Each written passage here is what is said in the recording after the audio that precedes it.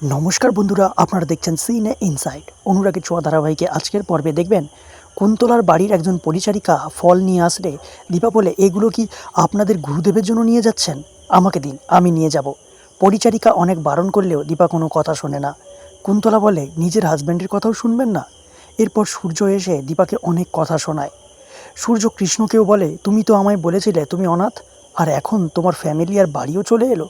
আসলে তুমি একটা ফ্রড, আমি চিনতে ভুল করিনি তোমায়। কুন্তলা বলে, ও আমার সৎ ছেলে, ও আমাকে মা বলে মানে না। সূর্য রূপাকে বলে, তুই এখনই আমার সাথে বাড়ি চল। রূপা বলে, আমি কোথাও যাব না।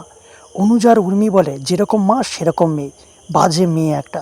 দীপা বলে, মেয়ে আমার, তোমরা আমার মেয়েকে এইভাবে কথা শোনাতে পারো না।